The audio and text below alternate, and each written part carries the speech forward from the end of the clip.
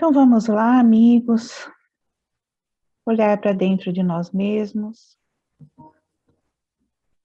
com muita calma, serenando os nossos corações e as nossas mentes.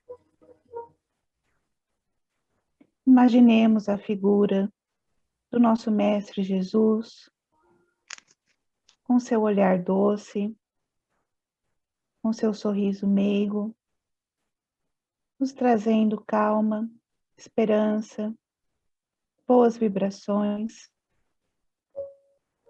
Que Ele, juntamente com os bons espíritos que nos rodeiam, Ô, Fernando, boa noite. possam estar conosco nessa noite, nos iluminando, nos aquecendo a alma e o coração, deixando os nossos ouvidos e os nossos olhos abertos a todas as oportunidades de conhecimento da nossa doutrina, para que possamos cada vez mais estudá-la e colocá-la em prática em nossas vidas. Agradecemos, Senhor, o nosso dia, a nossa semana, a nossa saúde, e que possamos estar sempre juntos, em oração, em seu nome, contribuindo para melhorar a atmosfera do nosso planeta. Que assim seja.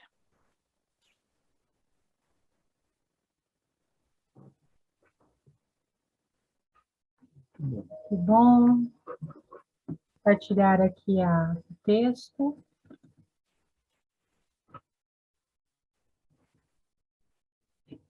A Vânia poderia ler? Vânia, os 3 primeiros itens, por favor? Posso ler sim. O suicídio e a loucura. A calma e a resignação, auridas da maneira de considerar a vida terrestre e da confiança no futuro, dão ao espírito uma serenidade que é o melhor preservativo contra a loucura e o suicídio. Com efeito, é certo que a maioria dos casos de loucura se deve à comoção produzida pelas vicissitudes que o homem não tem a coragem de suportar. Ora, se encarando as coisas deste mundo da maneira por que o Espiritismo faz que ele as considere, o homem recebe com indiferença, mesmo com alegria, os reveses e as decepções que o houveram desesperado noutras circunstâncias. Evidente se torna que essa força, que o coloca acima dos acontecimentos, lhe preserva de abalos a razão, os quais, se não fora isso, a conturbariam. O mesmo ocorre com o suicídio.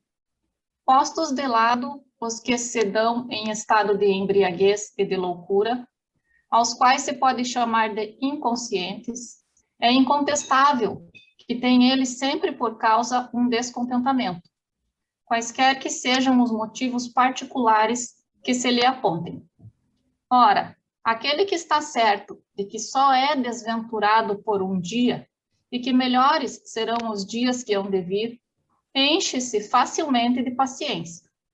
Só se desespera quando nenhum termo divisa para os seus sofrimentos. E que é a vida humana com relação à eternidade, senão bem menos que um dia? Mas, para o que não crê na eternidade e julga que com a vida tudo se acaba, se os infortúnios e as aflições o acabrunham, unicamente na morte vê uma solução para as suas amarguras. Nada esperando, acha muito natural, muito lógico mesmo, abreviar pelo suicídio as suas misérias. A incredulidade, a simples dúvida sobre o futuro, as ideias materialistas, numa palavra, são os maiores incitantes ao suicídio. Ocasionam a covardia moral. Quando homens de ciência, apoiados na autoridade do seu saber, se esforçam por provar aos que os ouvem ou leem que estes nada têm a esperar depois da morte, não estão de fato levando-os a deduzir que, se são desgraçados, coisa melhor não lhes resta senão se matarem? Que lhes poderia dizer para desviá-los dessa consequência? Que compensação lhes podem oferecer? Que esperança lhes podem dar? Nenhuma, a não ser o nada. Daí se deve concluir que, se o nada é o único remédio heróico, a única perspectiva, mais vale buscá-lo imediatamente e não mais tarde, para sofrer por menos tempo. A propagação das doutrinas materialistas é, pois, o veneno que inocula a ideia do suicídio na maioria dos que se suicidam. E os que se constituem apóstolos de semelhantes doutrinas assumem tremenda responsabilidade. Com o Espiritismo, tornada impossível a dúvida, muda o aspecto da vida. O crente sabe que a existência se prolonga indefinidamente para lá do túmulo, mas em condições muito diversas, donde a paciência e a resignação que o afastam muito naturalmente de pensar no suicídio, donde, em suma, a coragem moral. Allan Kardec, Evangelho segundo o Espiritismo, capítulo 5. Obrigada, Vânia. Eu vou ler um pequeno texto que a gente tem aqui. Eu ia me matar. O calor era insuportável dentro da caixa de ferro. Uma sala de metal quase tão sufocante quanto um container foi o espaço reservado para minha palestra numa feira de livros em Brasília. Na plateia, cerca de 20 pessoas. Lotação esgotada.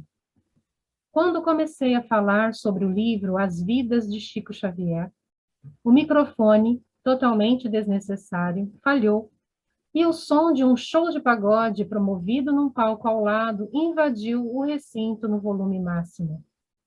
Precisei berrar 40 minutos seguidos para ser ouvido. Por que um jornalista cético como eu decidiu escrever a biografia de Chico Xavier? Como foram os meus primeiros contatos com o médium mineiro? O que mais me impressionou durante as investigações? Eu mudei. Gritei meu depoimento até ficar rouco. No final do falatório, uma jovem, acompanhada por uma amiga, se aproximou. Vim lá de Taguatinga, cidade satélite de Brasília, só para dizer o seguinte: eu ia me matar, li a biografia do Chico e desisti. Estou aqui para agradecer. Foi um choque, nem me lembro direito da minha reação. Demorei algum tempo para entender que não foi meu livro que salvou a vida da leitora, foi a vida de Chico Xavier, a trajetória impressionante construída por ele. E que trajetória é esta? É a história ou saga de um homem simples, pobre, mulato, filho de pais analfabetos, nascido no interior de Minas, que primeiro se torna um escândalo nacional ao passar para o papel, de olhos fechados, mensagens assinadas por mortos ilustres ou anônimos, e que, com o tempo, depois de muita perseguição, humilhação, desconfiança, se transforma num ídolo popular, um mito. Chico nunca desistiu, foi em frente apesar de tudo. A leitora encontrou nesta trajetória um sentido para a própria vida. Bem, pessoal, obrigado a todos.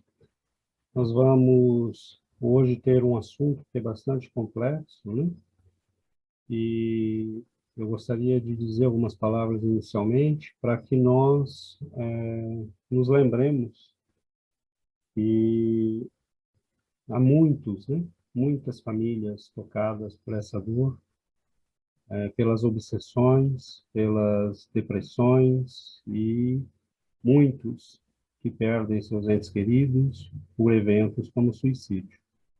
Então, todos os nossos comentários, mas principalmente que todas as nossas vibrações sejam de muito, muito carinho, muito amor, muito respeito, muito acolho, né? Para que os benfeitores espirituais possam, né, aproveitar a nossa reunião para envolver estes nossos irmãos, levar carinho, proteção às famílias que precisam e que estão vivendo este problema. Então, nós vamos abrir, então, os nossos comentários para que a gente possa refletir hoje sobre esse tema.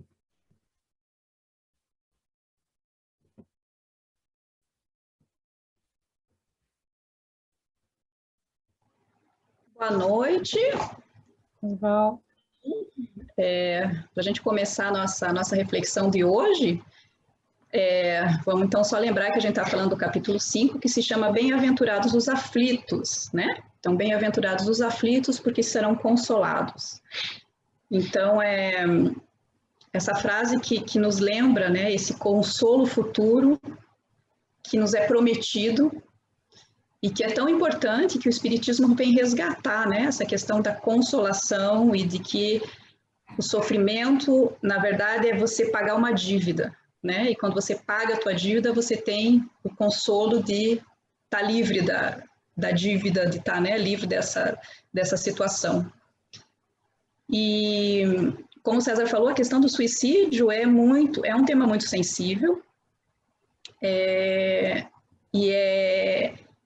Eu acho que se a gente for tentar entender o porquê que a pessoa chega nesse ponto, eu não sei se seria o caso dessa reflexão. Eu acho que essa nossa reflexão ela teria que ficar, como ele diz ali no primeiro parágrafo, o que a gente pode fazer para prevenir o suicídio no nosso redor e em nós, porque ninguém está isento de ter pensamentos depressivos, ninguém está isento de ter ideias suicidárias e ninguém está isento de viver essa situação.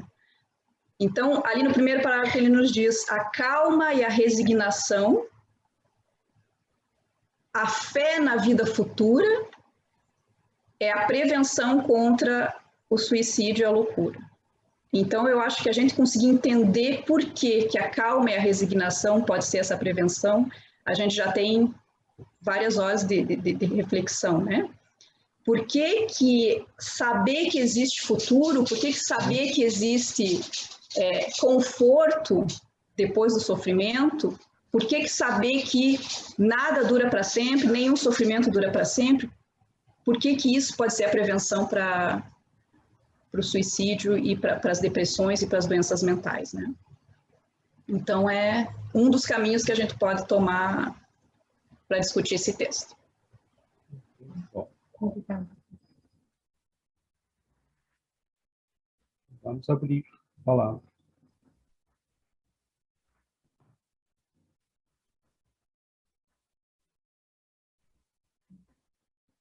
Então, vamos nós.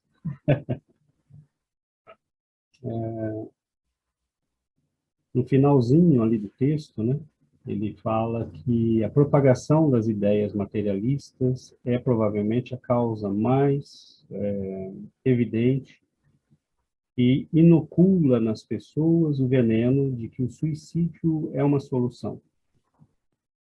E nós vemos, né, que foi talvez essa uma das preocupações mais presentes no trabalho de Allan Kardec. Ele tinha uma percepção muito clara, muito precisa. Isso é muito bonito de se ver, como ele percebeu como as ideias espíritas elas funcionariam como um remédio para um mal, para este mal tão grande, né, que não é o suicídio em si, mas aquilo que causa ele, né? O mal é o que leva as pessoas a pensar que se eu sofro, não vale a pena continuar vivendo. Se eu sofro e não tem nada depois disso, por que eu devo esperar? Né? Se eu tenho um diagnóstico de uma doença terrível, mas qual que é o problema se não tem nada depois da morte? Eu ir agora ou ir daqui 10 anos? Por que eu vou ficar sofrendo? Então, Allan Kardec percebeu, né, que as ideias materialistas elas iam causar um estrago na sociedade muito grande. E essas ideias, elas têm causado um estrago muito grande, porque as pessoas que vivem com a percepção materialista, elas, por exemplo, vão procurar o prazer pelo prazer, porque eu estou aqui por pouco tempo. Então, eu tenho que extrair o máximo do meu tempo aqui. Então, é o prazer pelo prazer. Se eu não posso ter prazer, eu não aceito o sofrimento, porque por que razão eu devo aceitar o sofrimento? Então, muitos aceitam o sofrimento por algum período, porque, bom, eu vou tentar, né, reencontrar o prazer que eu perdi. Um tratamento médico, né, a nossa ciência hoje dá muita esperança, mas toda a tecnologia que nós desenvolvemos não cura necessariamente as pessoas do materialismo. Pode dar a elas uma esperança de reencontrar a antiga vida, o antigo prazer, mas não necessariamente de refazerem a concepção de vida delas. E isso é muito perigoso, porque é uma sociedade que tem muita riqueza, muito poder, muita tecnologia, e isso nos tem levado cada vez mais longe de Deus. Então, quando você tem uma doutrina que te apresenta a vida, que te abre a perspectiva da vida, que te mostra que ela continua, que traz provas, né? E eu coloquei o texto ali do Chico Xavier, porque é o conjunto da obra, né? É o trabalho de uma vida. São as centenas e milhares de pessoas que receberam mensagens dos seus entes queridos. São o exemplo do amor, da caridade. Só Deus sabe de onde esse homem tirou força, né? Para nos tolerar durante décadas. Eu não sei onde ele conseguiu essa força, né? Só Jesus. Porque é difícil, é muito difícil, né? As pessoas estão sofrendo, mas tem muita gente ignorante, muita gente que não entende as coisas. As pessoas às vezes estão sofrendo, e porque estão sofrendo, né, são agressivas. Então, é muito difícil, e ele, com um amor de uma imensidão, né, que só Jesus nos mostrou, ele foi capaz de acolher esse sofrimento todo, de orientar as pessoas. Então, os textos da doutrina, né, que estão em Allan Kardec, que foram colocados nas bases, tomaram vida com Chico Xavier. O mundo conhece, né, o que sabem de espiritismo no mundo, às vezes você fala, né, espiritismo, Allan Kardec, as pessoas não sabem, mas se você fala Chico Xavier, elas sabem, porque ele tomou vida com ele, né, a doutrina. Então, as pessoas, às vezes, né, elas querem ajuda, elas querem mais... E elas vão procurar essa ajuda no momento da dor, quando o familiar partiu pelo suicídio, ou partiu de uma forma por uma doença, por um acidente. Então, a gente tem que tentar inocular a vacina, né? Já que nós estamos num tempo de pandemia, o espiritismo pode funcionar como essa vacina para nós. Ele pode proteger o ser humano, né? Porque ele vai nos dar os anticorpos para lutar contra o desespero, né? Contra a loucura, contra a depressão, contra a tristeza, contra as angústias. Ele traz em si esse poder. E nós não podemos esperar que as coisas piorem ou que as tragédias aconteçam para que a gente reaja a isso. Então, o nosso papel, eu acho que é um papel muito bonito, né, o que de nós estarmos aqui hoje, é porque onde nós conseguirmos levar essa mensagem, ela não é nossa, ela não nos pertence. Nós somos beneficiados por ela, a nossa vida foi salva por ela, né? Mas onde nós levarmos essa mensagem, a gente estará fazendo um pouquinho desse papel salvador, né? Eu faço uma live toda manhã e tem 15 pessoas, ótimo, né? Faça. Eu faço uma palestra, tem 20 pessoas, ótimo, faça. Eu dei um livro, não sei se a pessoa vai ler, não tem problema, dê o livro. Então, é vacina, a gente está distribuindo vacina para as pessoas. Porque o desespero, a ignorância, né, tem levado as pessoas ao sofrimento, e o sofrimento tem levado as pessoas ao suicídio porque elas não percebem e não entendem a vida, né, na sua totalidade. Então, o conhecimento já existe, o remédio já existe, as vacinas já existem, elas estão disponíveis. né? E o nosso papel é tentar, primeiro para nós mesmos, né? Nos inocularmos com a boa substância do conhecimento espiritual e levar aos outros, né? Para que famílias não tenham que viver uma dor tão grande como essa, né? Mas é isso. Então, vamos lá, vamos passar a palavra.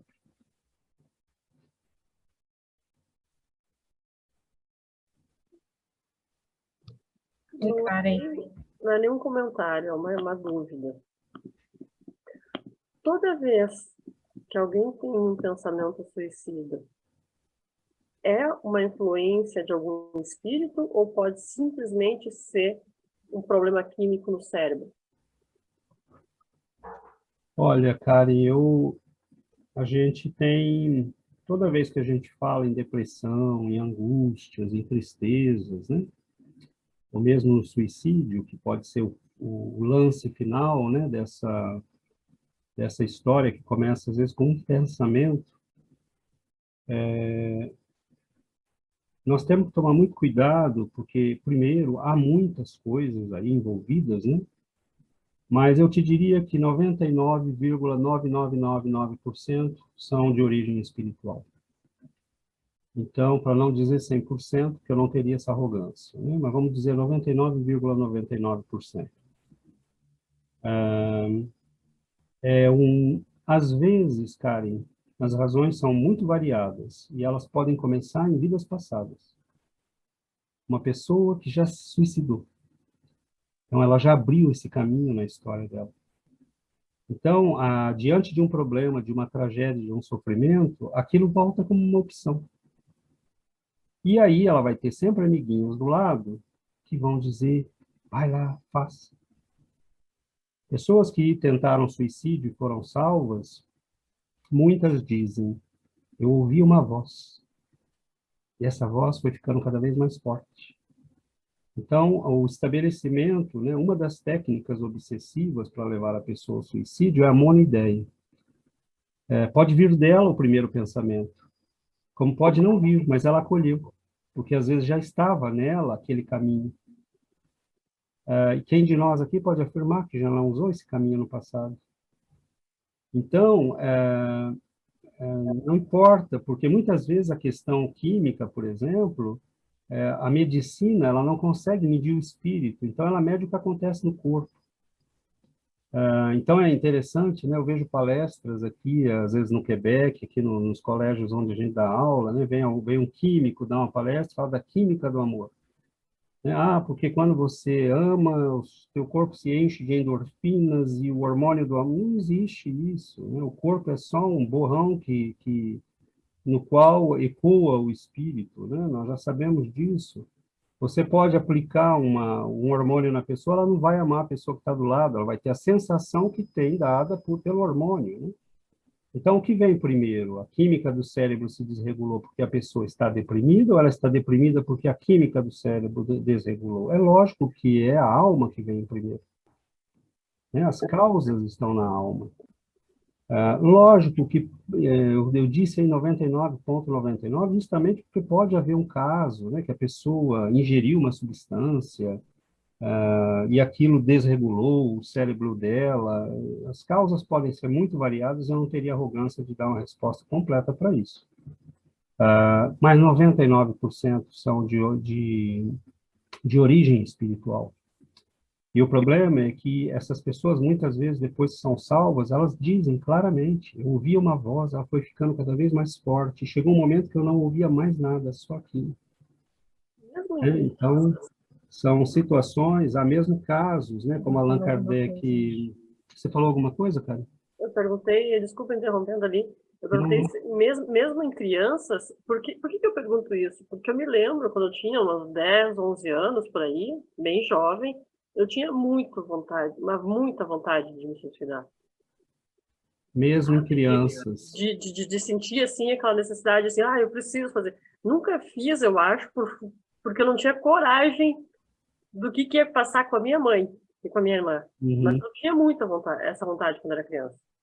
E aí a gente se pergunta de onde veio uma vontade como essa, né? Uma criança. Numa criança, um passado já vivido, ou a abertura que a criança tem para o plano espiritual, que é aproveitada por inimigos do passado.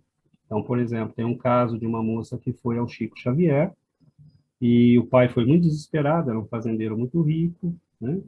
E o Chico, ele, na verdade, ele conta a história para uma outra pessoa, que depois coloca num livro, né?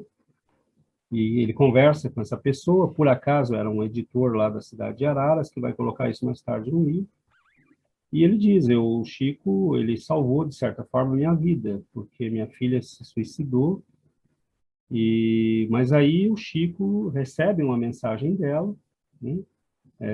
Amparada pelos bons espíritos, dizendo que ela tinha sido induzida ao suicídio por inimigos da família e dela, do passado. Então, o Chico explica para esse pai que não, ela não está... Porque quando a gente lê alguns livros, a gente fica com medo, né? Ah, o meu ente querido está passando por esses horrores de sofrimento. Não, cada caso é um caso. E essa menina foi induzida por entidades muito, muito maldosas, né, à ideia do suicídio. Então, a pessoa, a gente precisa criar, né, nós precisamos criar canais de conversa. A gente precisa prestar atenção nos sinais. Como é que uma menina como você teve essas ideias e nunca pôde expressá-las, talvez na infância, para ninguém? Né? O que está acontecendo com as crianças que estão perto da gente? Estamos ouvindo as pessoas, estamos criando canais de diálogo para falar com eles. Às vezes começa com uma ideia soprada por um espírito maldoso, né? Um inimigo da família, que é ele mesmo uma criatura necessitada. Né? Então, esse trabalho que nós fazemos aqui entre nós, de cultivar o evangelho no lar, né? De abrir, nós conversamos, né? Com os nossos filhos de tudo, relacionamentos humanos, os relacionamentos amorosos, né, as ideias que circulam na mídia, um documentário novo que aparece, está fazendo sucesso, porque nós precisamos abrir esses canais de diálogo, né, e nós precisamos fazer espiritismo com uma seriedade muito grande. Cada vez que a gente vai a público, cada vez que a gente faz uma live, cada vez que a gente dá um livro, estar atento a tudo isso, né? As pessoas, às vezes, estão ali na nossa frente, vivendo necessidades profundas e precisando de auxílio. Não dá, né? Às vezes as pessoas não falam, não se comunicam. Um dos sintomas da obsessão suicidária é que a pessoa é isolada pelos espíritos dos outros, então a gente pode prestar atenção nisso também. Ela não fala mais, né? Então, a gente precisa criar canais de comunicação, né? Mostrar não só para os jovens, mas para todas as pessoas que a vida é uma coisa maravilhosa, nós estamos aqui para crescer, que nós não vamos fugir da vida, é impossível, né? E o suicida vai descobrir isso do jeito mais triste, né? Porque ele vai se encontrar do outro lado, numa situação de necessidade, que tenham seus atenuantes, às vezes, mas é sempre uma situação muito difícil, né? De muito sofrimento, de muito recomeço, de muito retrabalho. E, então, isso da Karen, né? Esse depoimento da Karen é muito importante, porque quantas pessoas, né, já passaram por isso? E o que é que falta? Falta a lente certa, né? Você está olhando para a vida como algo que termina aqui, que acabou, que não tem... E, na verdade, não é nada disso, né? Então, eu não vou me estender muito e acho que talvez já tenha respondido, mas finalizo dizendo que nós, espíritas, nós temos todas as razões para amar a vida, né? E mesmo, como ele diz, né, uma pessoa que não é espírita pode ler ali a frase que Allan Kardec diz, a gente recebe até com felicidade e resignação o sofrimento, porque nós sabemos que ele é parte do nosso crescimento. Sofrimento não é um castigo, não é uma pena, não é um... Ele é escola, ele é o que nos tira da imobilidade, ele é o que nos tira da vida preguiçosa, né? É ele que nos faz acertar as contas com o passado, como a Val falou, mas também crescer, se mexer, trabalhar. Então, quando você e receber um corpo, né, quando nós entendemos, lendo um livro como Missionários da Luz, por exemplo, capítulo 12, 13, não lembro mais, que fala da reencarnação de Segismundo, né, quando você vê o trabalho que é para dar um corpo para uma pessoa, não só um corpo, porque um corpo qualquer pessoa pode obter num fim de mundo qualquer, um corpo com um planejamento, um corpo com uma família, né? Um corpo com uma mãe, com um pai que vai te receber, te ajudar, te educar. Aí a gente entende que, meu Deus, essa oportunidade que eu tenho aqui é preciosa. Né? Eu preciso valorizar cada minuto, eu preciso valorizar cada segundo da minha vida. Queria só completar a tua resposta. Eu acho que a gente precisa, como você falou, né, a questão da reencarnação é tão importante. Nós somos um espírito encarnado. E eu acho que às vezes a gente ainda tem uma tendência a buscar a origem e a causa, ou é espiritual, ou é psicológica, ou é física. Quando nós somos um espírito encarnado com um aspecto psicológico. Então, eu acho que em todas as doenças existe um aspecto, sim, emocional, eu diria em 100%. Existe um aspecto espiritual, sim, em 100%. Nós estamos todo o tempo sendo influenciados. E existe um aspecto físico. Então, na questão, por exemplo, da depressão e do suicídio, já foi provado que, sim, existe um desequilíbrio no cérebro. Sim. Então, não dá para a gente pensar que só com um medicamento que regle esse desequilíbrio vai resolver. Da mesma maneira que não dá para pensar que só com um tratamento espiritual vai resolver se você já tem um desequilíbrio. Então, a gente precisa começar a pensar que todas as doenças têm origem e nesses três aspectos, a gente não dá para dizer aqui, ali ou lá, mas o tratamento tem que ser nos três níveis. Entendeu? Hoje a gente vê o tratamento para as doenças mentais de uma maneira mais material, né? E psicológica. E a gente não vê a parte espiritual sendo tratada. Mas o outro lado também é perigoso. A gente não pode dizer, então, uma pessoa tem ideias suicidárias, que eu vou curar ela só com passe espiritual. Porque já tem um desequilíbrio no cérebro acontecendo, já tem um composante psicológico. Então, sim, somos espíritos encarnados num corpo e a gente precisa começar a ter essa ideia de um ser único e... Não sei se você entende o que eu quero dizer. Que os três aspectos precisam ser valorizados igualmente, e só que hoje em dia o que a gente vê é que o espiritual é visto como se fosse uma bobagem, né? Mentira, isso aí não precisa, né? Não precisa. Sendo que ele é tão importante quanto o físico, e ele é tão importante quanto o psicológico, porque nós precisamos estar em equilíbrio entre os três, para a gente poder ter a saúde, né? Então, não dá para pensar só numa coisa ou só na outra, não dá para pensar que é só a influência do espírito, como não dá para pensar que é só o material. Tem que ter essa visão. A Val está falando, é uma visão que a gente chama de holística, né? Exatamente. Uma visão completa. Note que a questão é o que vem primeiro, né? E o que vem primeiro é o desequilíbrio do espírito. Mas como a Val bem lembrou, muito bem lembrado, esse espírito está encarnado num corpo e ele vai imprimir no corpo dele o que ele é. Mas o que é a medicina mede? A medicina mede um desequilíbrio de hormônios, um desequilíbrio de substâncias, é o que ela pode medir. E ela tenta corrigir, né, dando para a pessoa essa substância, o que é muito lógico, porque é só o que ela pode medir. Né? Ela não sabe que, às vezes, as causas profundas estão no espírito. Então, nós, espíritas, né, nós temos esse bom senso, né, que a Val lembrou, que é fundamental. A pessoa está com depressão, a pessoa está com ideia suicidária, né? É um tratamento de visão holística, meu bem. Vai no médico, procure ajuda psicológica, tome os remédios que ele está te dando, né? E vá cuidar da tua alma, né? Vá cuidar do teu espírito. E aí a pessoa vai encontrar um caminho de saída. Por exemplo, há médiums que começam a viver o fenômeno da mediunidade e não tem orientação.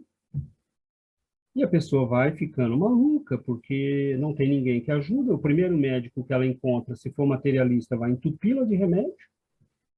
né? E ela vai numa degradação psíquica que pode levar ao suicídio. A gente conhece casos, né, aqui no Canadá.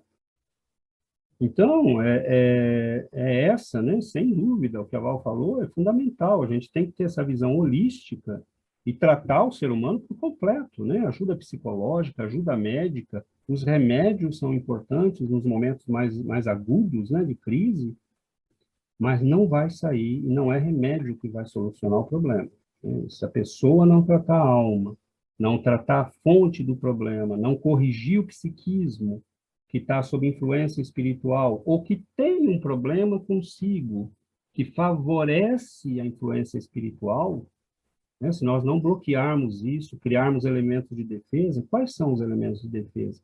Compreender o que está acontecendo, estudar, orar, cultivar o evangelho em casa, né? Tomar passe, água fluida, né? Então, são, às vezes, coisas muito simples. E os casos que nós conhecemos, desde a época de Kardec até hoje, eu acho que muitos de nós já vimos casos assim, eu tenho certeza que muitos aqui poderiam dar depoimentos nesse sentido. Nós conhecemos pessoas que passaram anos em depressão, até que chegaram no centro espírita, né? Então, lógico que nós não podemos, de modo algum, recusar, né, o apoio da ciência, o auxílio psicológico, né, mas nós não podemos ter a ilusão de achar que tratando as causas, os efeitos, nós vamos resolver a causa, né? Enquanto a gente não levar a pessoa para um tratamento profundo, uma mudança profunda de vida, incluir a oração, se defender, né, com a prece, com o estudo, com o culto do evangelho, as coisas ficam difíceis de mudar, né? Agora, quantas vezes, quantas pessoas, eu vi muitas e continuo vendo todos os dias, né, pessoas que chegam completamente perturbadas nas casas espíritas e algumas semanas, alguns meses, e a pessoa é outra, né? Então, mas ela é outra porque ela entendeu o que está acontecendo e ela aprendeu a cuidar de si mesma usando os mecanismos de proteção que a doutrina nos dá. Mas vamos lá, vamos abrir para outros comentários. Gostaria de acrescentar. Opa, Pode falar. pode falar, Pode Carolina. falar. Pode falar, depois eu falo. Não briguem, não briguem. Vamos a Deolinda e depois a Carolina. Acrescento ainda o que a Val falou, a questão social, né? Joana de Ângeles diz muito, né, que a gente é um ser biopsicossócio-espiritual. Então, as relações humanas, essa questão da interação social é fundamental também, né? Mas, e outra coisa também, eu não consigo me lembrar em qual livro exatamente eu li, mas foi no André Luiz, algum deles, que ele fala sobre a ação dos obsessores no cérebro, né? Desequilibrando tanto a produção quanto a recaptação de neurotransmissores, né? Então, a ação dos obsessores pode ser uma ação física mesmo, né? E além disso tudo, por incrível que pareça, mas quantos suicidas espíritas, né, a gente conhece que são pessoas que tiveram acesso a todas essas informações, que são o tratamento, que são a profilaxia, né? Então, é complexo, como é uma coisa multifatorial, é bem o que o César disse, né, a gente tem que ter todos os aspectos sendo abordados na hora do tratamento. E talvez, voltando para Joana de Ângeles, uma coisa fundamental aí é o autoconhecimento, porque, como a Karen falou, tem pessoas que desde a infância têm tendências, e provavelmente, como o César explicou, isso são remembers, né, do passado, né, que vem, porque uma criança, né, o que a criança vai ter, né, de conteúdo que vai levá-la a sentir vontade de suicidar-se, enfim.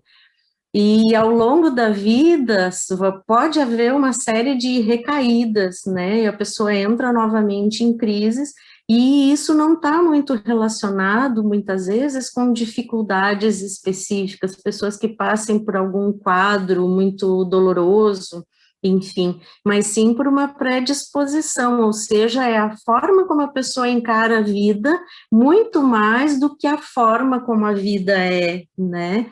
Tanto que, geralmente, né, uma coisa infeliz de se ouvir, as pessoas dizerem, né, nossa, mas ela tem tudo, né, ela tinha tudo, por que que ela foi fazer isso? Então, essa é uma das características da doença, né, de a pessoa não conseguir perceber isso. E talvez o autoconhecimento, para pessoas que têm a tendência a ser depressiva, né, a passar por essas crises, seja fundamental, porque a pessoa vai tendo um feeling, uma percepção de como está o seu próprio humor, de como ela reage a determinadas circunstâncias, e se analisando, se acompanhando, e ver como está sendo a sua reação diante dessas circunstâncias, para que a pessoa vá tendo uma ideia de como é que está o seu comportamento, para que ela possa se anteceder a uma crise mais grave.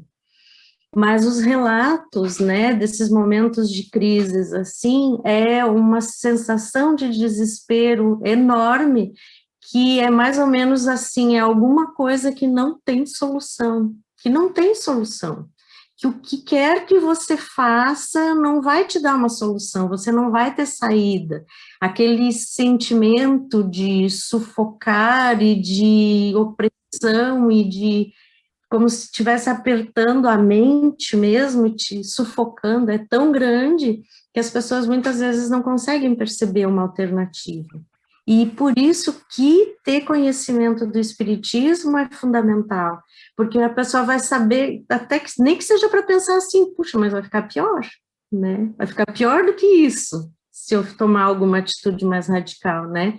E aí, quando a pessoa consegue pensar já com um pouco mais de equilíbrio, e pensando que vai melhorar, que vai passar, mas no momento da crise a pessoa não lembra que vai passar, não lembra que vai melhorar, né? Porque é muito opressor. Então, ter todas essas informações juntas é fundamental, e o acompanhamento médico, como o César comentou, de casos de pessoas, né, que a própria medicação acaba comprometendo o quadro, e eu conheço casos de pessoas que uma medicação mal, né, em vez de melhorar, vai piorando cada vez mais, as pessoas vão ficando com um sentimento de como se ficassem embotadas, né, muito neutras, muito neutralizadas por causa da medicação. Então, é muito complexo, é um assunto extremamente difícil. Por isso, assim como o César abordou no começo, é fundamental o respeito, né, porque não tem como avaliar, a não ser a pessoa que passa por isso e a família que tem que enfrentar isso junto com a pessoa que passa, né, porque cada caso é um caso, cada ser é um ser, né, e respeito e amor não faz mal para ninguém, né? São ponderações. Excelente, Obrigada, Deolina. Carolina? Eu queria compartilhar um pouquinho com vocês, falei que essa lição calhou muito comigo hoje também, porque eu sempre tive uma mediunidade, assim, bem aflorada, e eu não aceitava de jeito nenhum. Até que chegou uma hora que não deu mais, que eu tive que procurar um centro espírita, tive que começar a estudar e trabalhar. E quando eu comecei a trabalhar essa mediunidade, aconteceu justamente o que o César falou. Começou a vir ideias de suicídio, não eram vozes que eu tinha, vinham frases assim como assim, ó, vai na cozinha, pega uma faca e enfia em você. Tipo assim, tua vida não serve para nada, você não serve para nada. Aí eu olhava e via, poxa, eu tenho uma família, eu tenho filhos, são perfeitos, por que que eu vou pensar isso, entendeu? E ao mesmo tempo que vinha a ideia do suicídio, doença, como se eu tivesse doente.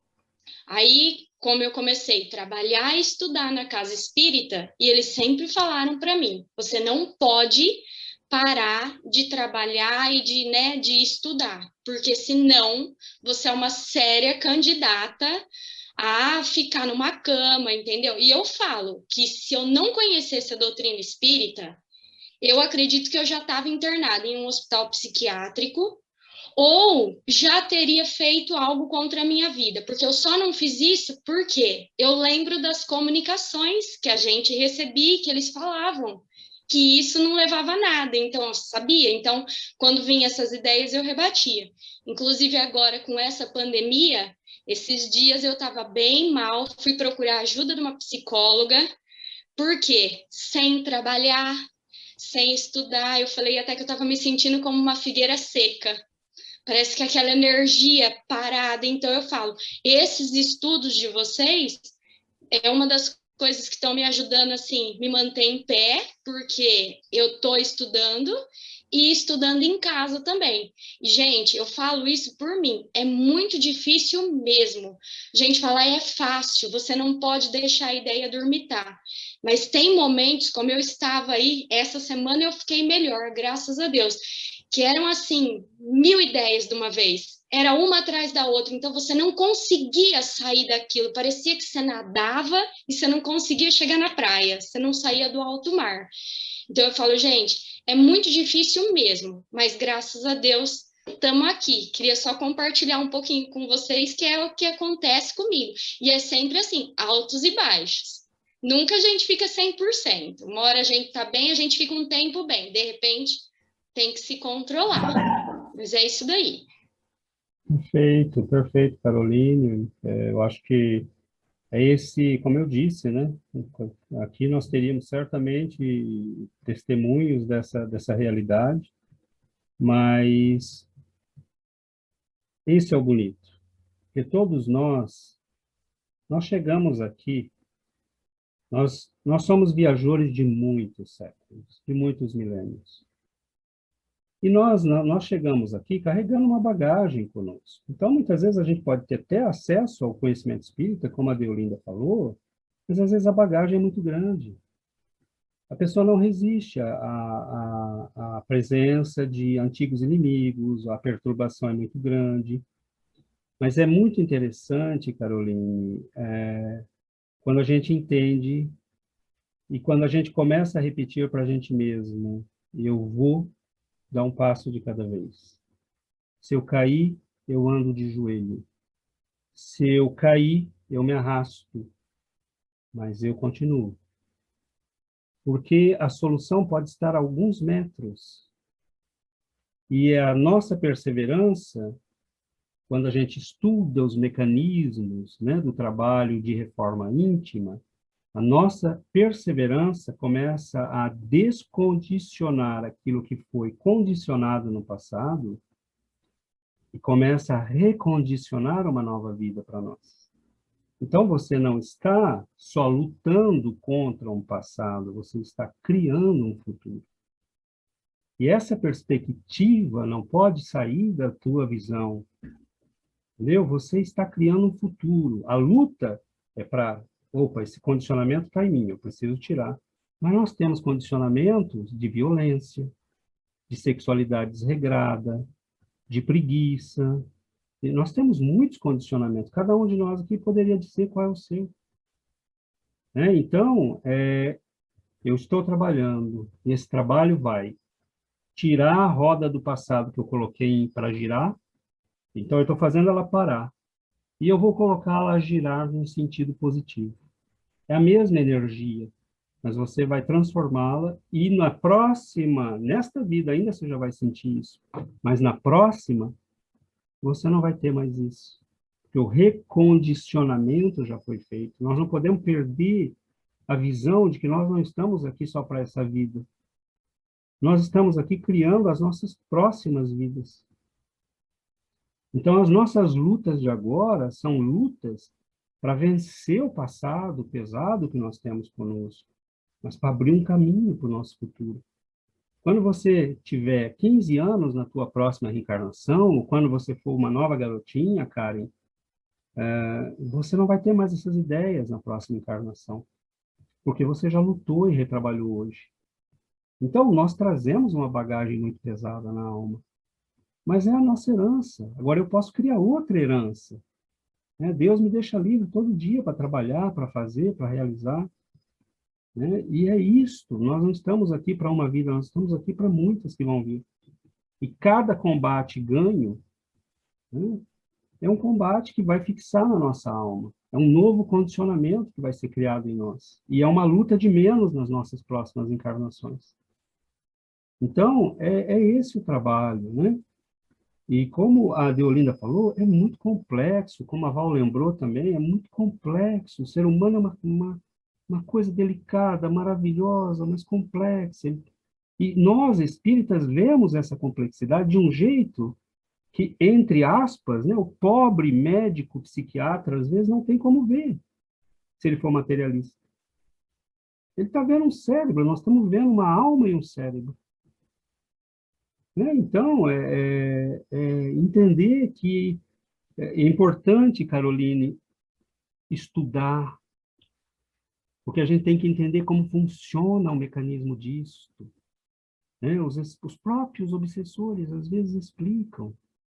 Né? Eles lançam uma ideia, a pessoa acolhe, eles reforçam. Ou eles começam a pensar com você. Né? Você está muito irritada, está muito nervosa, eles começam a pensar com a gente. Então, qual é o segredo? Bom, eu entendi como funciona o pensamento. Bom, eu mudo a frequência. A rádio, sou eu que escolho o seletor. Sou eu que coloco onde eu quero ouvir.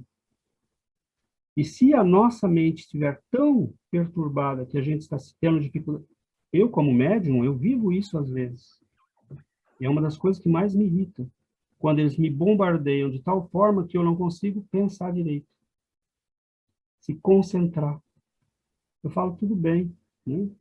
Eu vou fazer alguma coisa manual. Eu começo a fazer faxina, eu vou lavar a louça, eu faço qualquer coisa útil. Né? Então, a gente se ocupa, a gente trabalha. Eu coloco uma palestra para ouvir, né? Que eu falo, ele vai ouvir junto comigo, quem estiver aqui. Então, nós estamos cuidando, curando a nossa alma. Né? Eu vim para que tenhais vida, e vida em abundância. Então, a gente tem que corrigir as doenças da alma. Tristeza. Eu achava chique ter melancolia. Eu lá para os meus 15 anos, eu dizia, eu tenho uma saudade do passado. Eu sinto que eu viveu um monte de vida errada. Tem saudade do quê? Cabeça dura. Então, melancolia, fuja da melancolia. Tristeza, 15 minutos máximo. Fuja. 5 minutos melancolia, já passou disso, é um perigo. Entendeu? Nós temos condicionamentos na alma que nós temos que recriar. Nós temos que recriar criando o condicionamento da alegria, do trabalho, do serviço, de estar ligado a Deus, de ser filho de Deus. A gente tem que repetir para si mesmo, eu sou filho de Deus, eu tenho o direito de ser feliz, eu estou nesse mundo, Deus me criou, se Ele me criou é porque eu sou importante, senão Ele não teria me criado. E a gente tem que repetir isso para a gente mesmo até que fique condicionado. E até que nenhum pensamento mais diga o contrário. Então, é esse o trabalho. Né? E vamos em frente, não podemos ceder um passo atrás. Né? Mas muito bom, né? Que a gente está realmente, como disse a Deolinda, né? É um complexo demais, né? Mas a beleza é que o remédio às vezes é simples. Basta a gente se esforçar um pouco, ter coragem, enfrentar os fantasmas, né, que a gente trouxe. E falar, eu acho que é importante, né? Quando tem a melancolia, quando tem a tristeza, Quando isso não, começa a se repetir, né? a angústia, quando é algo assim que começa a ficar, que a gente sente que tá demais, já eu acho que é importante encontrar alguém e se abrir, não se fechar, né? Então, como um grupo como esse, nós somos amigos, então, não está se sentindo bem? Manda uma mensagem para alguém do grupo, fala, estou precisando de ajuda, pode orar por mim, vamos orar juntos, coloca meu nome. Entende? Então, a gente é importante não deixar que isso cresça, né? Porque deixar esses sentimentos que colocam a gente para baixo, crescer, aí que está o perigo, né? E é importante buscar ajuda, e se a gente percebe que alguém do nosso lado se fecha, é importante também buscar o diálogo com essa, às vezes dentro da nossa família, dentro da nossa casa, a gente não sabe o que está acontecendo. Então, a importância de prestar atenção nas pessoas que estão por perto, né? Porque às vezes acontece algo extremamente grave e a gente vai pensar, mas poxa vida, a gente não conhecia, né? O que vivia essa pessoa para chegar a fazer algo desse jeito? Às vezes é porque você não conhece a pessoa, porque falta diálogo, falta essa aproximação de falar de coisa importante. Essa semana eu vi passar no Facebook a pergunta agora tem esse negócio, né? Umas perguntas e as pessoas depois vão respondendo. A pergunta era o que você acha que deveria ser ensinado na escola e que não é ensinado? Então, ali tem gente que respondeu, deveria ensinar que as proteínas, a proteína animal pode ser substituída por vegetal. Aí outra pessoa, a matemática financeira. Agora, o que é de mais importante é se ensinar desde criança, para essas crianças, sobre a vida espiritual. Ensinar para as crianças que a gente não é só um corpo, que a gente é uma alma, que a gente está aqui para um crescimento, nós somos eternos.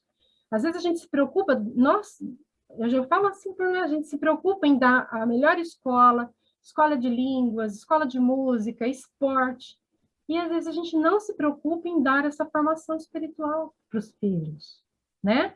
E quando a gente dá essa formação espiritual para os filhos, eles vão passar para os amigos.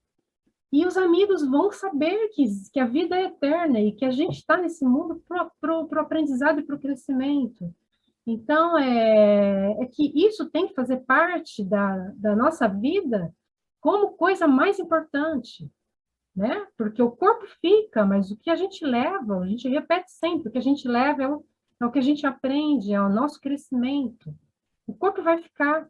Então, isso tem que passar a ser algo importante na nossa vida. O aprendizado espiritual, o estudo, a compreensão, né? Como o César falou, entender o que é um pensamento, a força do pensamento. Saber que quando você pensa algo triste, essa tristeza vai se conectar com alguém que está pensando triste também, e esse pensamento vai ganhar força. E, às vezes, nessa força que ganha, a gente vai ficando sufocado na tristeza. Então, entender que o pensamento cria a nossa vida é extremamente importante. E a gente tem que, pensou triste, muda o foco. Põe uma música alegre, dance. Tem uma benfeitora que se comunica sempre que ela vem, ela fala, não existe cristão triste. Cristão é feliz. Conhecer Jesus é uma alegria. Viva essa alegria. Conhecer Jesus e saber amar, trabalhar para o próximo é uma alegria. Não existe cristão triste. Então, cada vez que vem um pensamento de tristeza, lembramos disso, sabe? Estamos aqui para vivermos essa alegria. Deus nos criou. Nós somos filhos dele. E não tem como ser triste sabendo disso. Mas é isso, essa alegria, é por isso que Jesus é comovente, é por isso que Chico Xavier é comovente, é por isso que Divaldo é comovente, é por isso que Jerônimo Mendonça é comovente, Ivone Pereira, né? Todas essas pessoas. É por isso que a nossa vozinha, que trabalhou em silêncio e nos tratou com amor e carinho a vida inteira, é comovente. Né? A benzedeira que benze lá com um raminho de erva e dá um passe na criança necessitada é comovente, porque o amor é comovente. A nossa vida, a gente tem que se curar das pragas que nos levaram ao sofrimento. Nosso egoísmo, nosso orgulho, a nossa miséria moral. Né? E é por isso que Jesus é comovente. por isso que ele é essencial, por isso que ele é o remédio, por isso que ele é. Você não sabe o que fazer, não sabe qual é a sua missão, não sabe o que está fazendo aqui, entrega a tua vida a ele, que não tem erro. Aliás, poxa vida, essas ideias vão pipocando, né? Eu nunca entendi, e acabei de entender. Nunca entendi na parábola do filho dos trabalhadores, dos talentos, né? Eu nunca entendi o último servidor, né? Ele ficou com medo e escondeu os talentos. E quando o Senhor volta, ele diz: você deveria ter colocado no banco. Eu sempre tive muita dificuldade.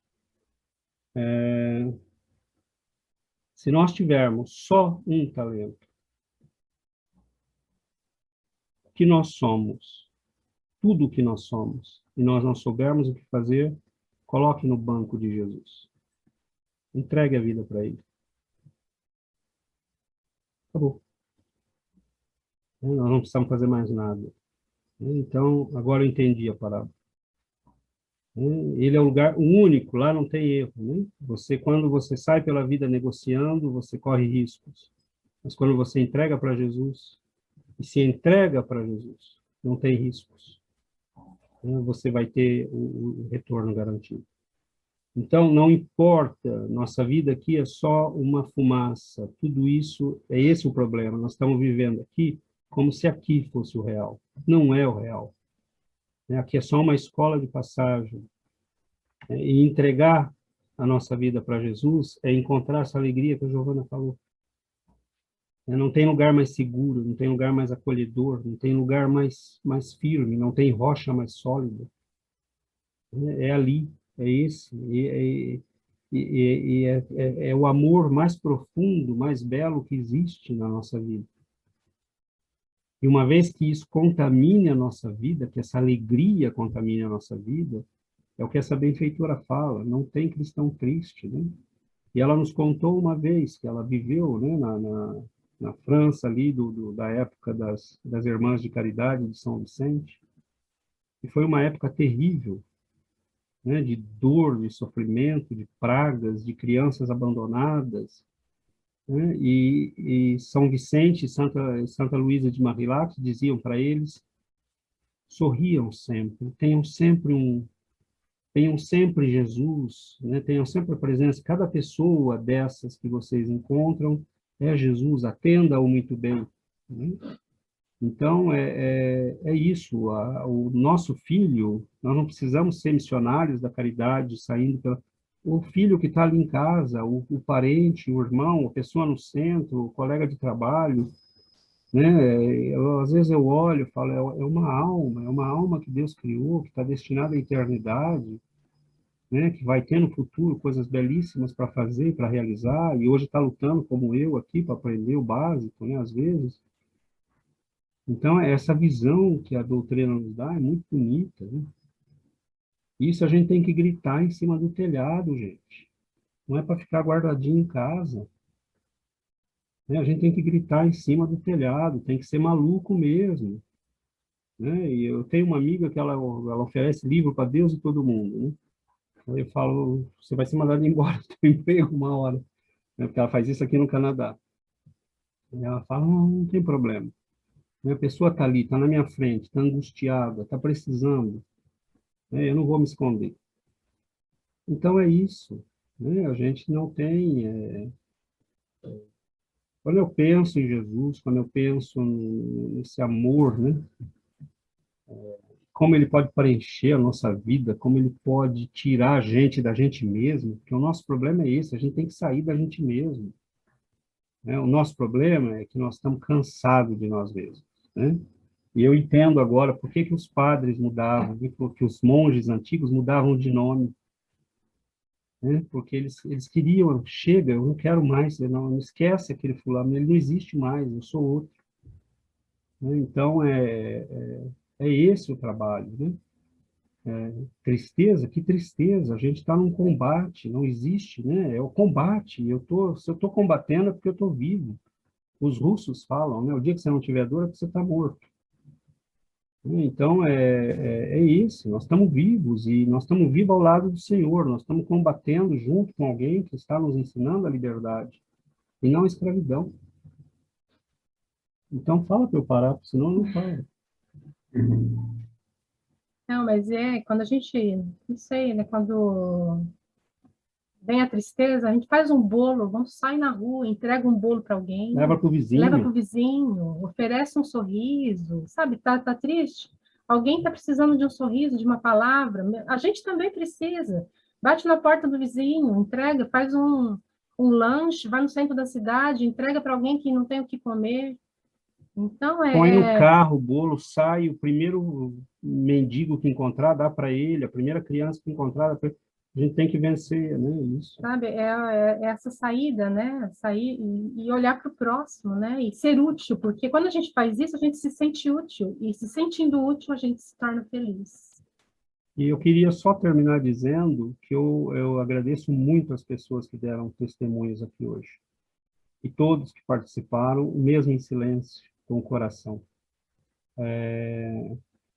Porque todos nós, Caroline, Karen, todos nós sentimos, né? Todos nós temos momentos de depressão, todos nós, em algum momento, talvez tenhamos tido, né, uma ideia suicidária, todos nós sofremos influências espirituais, e faz parte, é o processo, a gente tem que aprender a lidar com tudo isso, né? A Giovana falou uma coisa extremamente importante, entender como funciona o pensamento. É por isso que é importante vir para os estudos, é por isso que é importante estar presente, acompanhar cada estudo, e ler o texto, porque nós, enquanto fazemos isso, já estamos trabalhando o nosso pensamento, já estamos criando novas vibrações e novas frequências. É o alimento da alma. O alimento da alma. E a gente é isso, né? E à medida que a gente aprende, eu sempre gosto de pensar assim, toda a minha luta hoje, tudo que nós estamos vivendo aqui, você vai poder ensinar, né? A gente conversava esse fim de semana com a Yuri, eu falei, ela contava as coisas que ela tinha vivido, né, com a mediunidade. Eu falei, no futuro, em breve, você vai poder orientar outras pessoas que estão vivendo, que vão passar pelo que você passou. Como a Caroline vai poder orientar uma pessoa que tem um tipo de ideia negativa, ou a Karen, né? E todos nós aqui. Porque o nosso aprendizado, todos os nossos tropeções, todas as nossas feridas, né? Não tem mestre sem cicatriz. Né? O André Luiz fala isso, né? Que aqueles grandes mentores dos livros dele, né? São todas almas que fizeram grandes erros no passado, cometeram grandes erros, faliram de maneira muito grande. Mas o que eles fizeram? Se Paulo de Tarso caísse em depressão quando ele viu Jesus, ele fica 2 anos se refazendo. Pois é, e quando volta, para trabalhar 40 anos, 30, 40 anos no trabalho do Senhor. Foi fácil? Não foi. Maria de Magdala pensa que você se livra de espíritos obsessores do dia para a noite, que ela não teve recaídas, que ela não pensou em voltar para a vida antiga dela, ser uma dama, né, rica, poderosa da sociedade, influenciando homens bobos, né, que tinham poder e não sabiam o que fazer com ele. Pensa que ela não se sentiu tentada a voltar para essa vida? Mas ela conheceu Jesus, pessoalmente, né, e entendeu quem ele era. Então, ela dizia o quê? Sem chance. Eu vou, nem que seja me arrastando, mas eu vou. Então, meus irmãos, confiemos no Cristo, mas confiemos mesmo, para valer. Muito bom, acho que estouramos o nosso tempo. Então, acho que a gente poderia encerrar.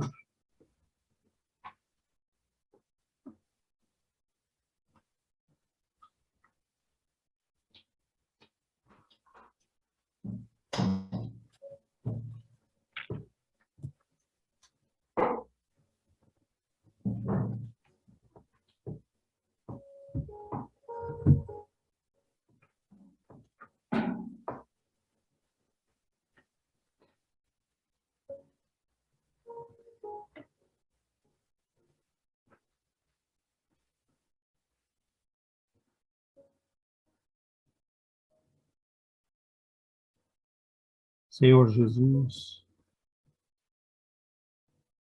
nosso divino benfeitor, luz celeste que veio ter conosco. Nós, Senhor, caminhamos junto com aqueles dois homens que saíam de Jerusalém para Emaús.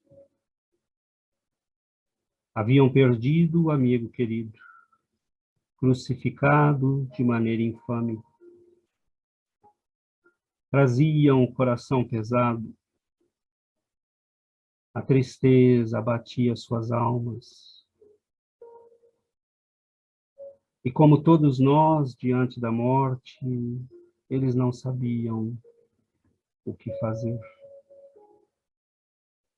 E então alguém aparece pelo caminho e explica-lhes que tudo aquilo era necessário, que aquele homem notável deveria pagar com o próprio sangue o resgate das nossas almas, que ele daria a si mesmo como cordeiro do sacrifício, para nos resgatar da ignorância e da cegueira.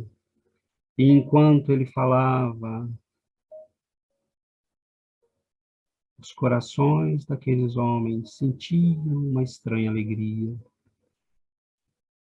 Compreendiam finalmente.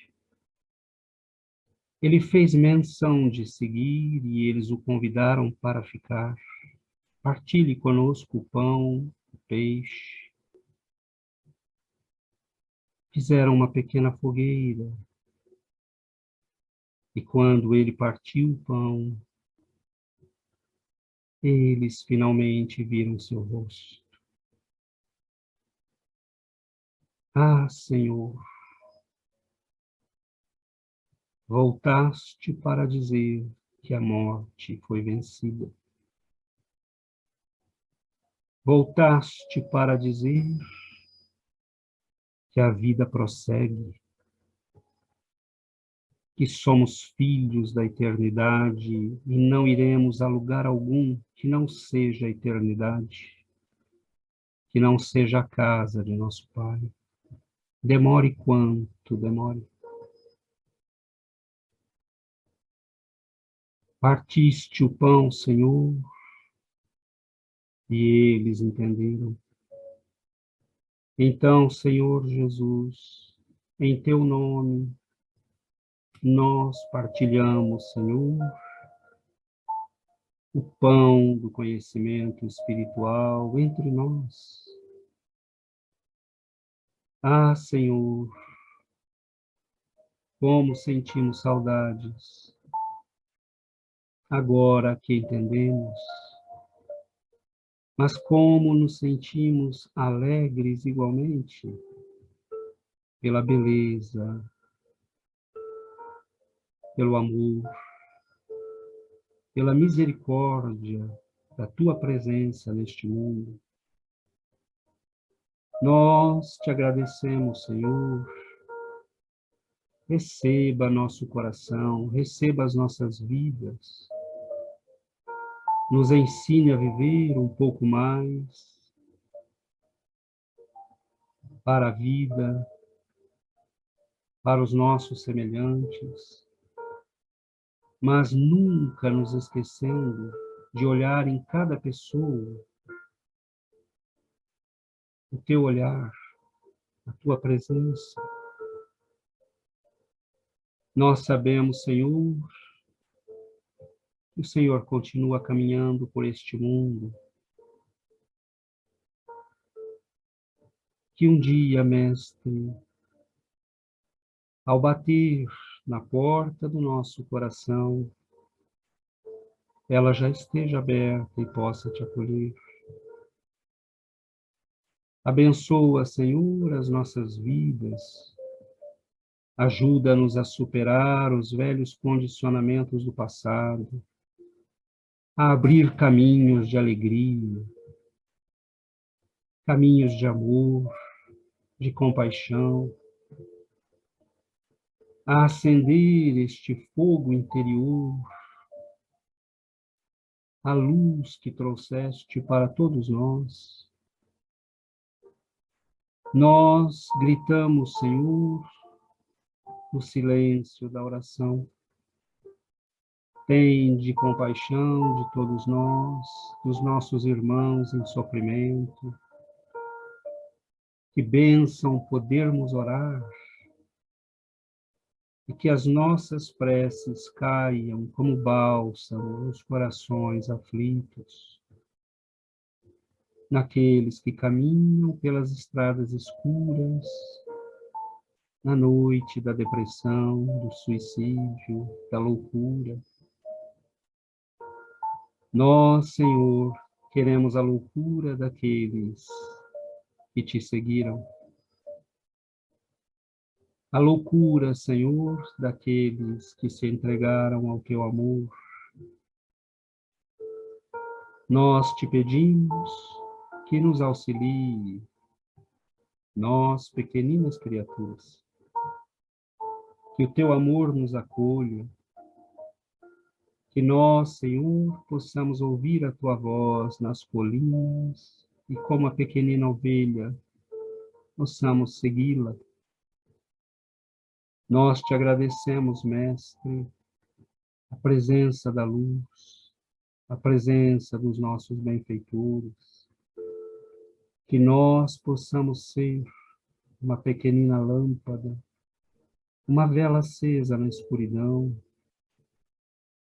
que a alegria de te conhecer, Senhor, transpareça em cada pequeno gesto da nossa vida, até que possamos realizar os grandes gestos. Abençoa-nos, Mestre, abençoa-nos com a saúde da alma e do coração. Dê-nos, Senhor, a luz para os olhos, o entendimento para a razão, a segurança para os passos, a firmeza para o coração, o dever para a vida. Fique conosco, Senhor. Receba a nossa gratidão, hoje, para todos sempre, Mestre. Que assim seja, Senhor.